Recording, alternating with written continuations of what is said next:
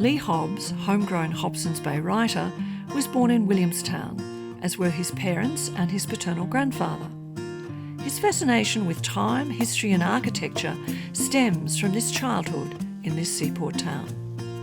I was born in Williamstown, as were my parents and paternal grandfather.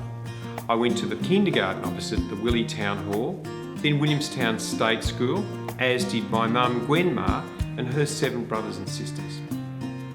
Dad went to Willie North State School, so did his father Ern Hobbs, who was a blacksmith his whole working life at the Newport Railway Workshops. Our house was in Peel Street off the Strand near the powerhouse. I remember the clunking and banging all night and bright lights and mysterious silhouettes as the great iron things carried coal up and down, behind what looked to a kid like walls of glass. Of course, there's a bit of an issue with the soot which regularly coloured Mum's washing. Every year, gangs of kids would build bonfires right round the Strand, which would be lit on Bonfire or Cracker or Guy Fawkes Night, whatever, I can't remember what we called it. November the 5th, I think it was. That's when the date was. The Strand trailed around in front of the powerhouse to the punt. The punt was a real adventure. I remember the cars lining up and then going on, and the bump and the clank of the chains as the punt would take off onto the other side.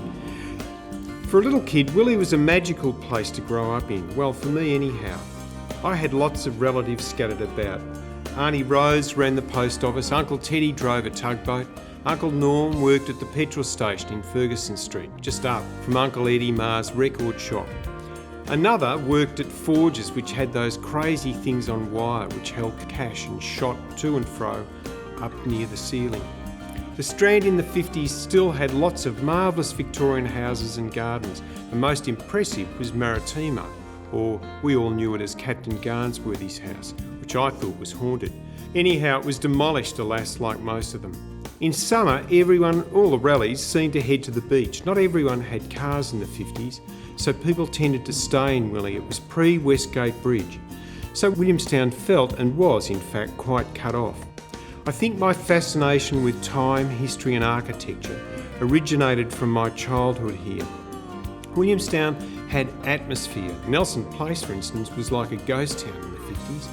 All but a couple of the shops were closed, boarded up. People lived upstairs, but the shops downstairs were curtained. In 1956, Uncle Eddie had a TV on in his shop window where people would gather for a squiz at night.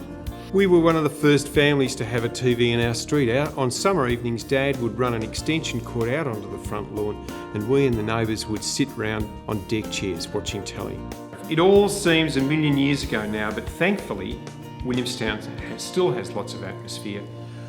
I'm certainly glad to be back here.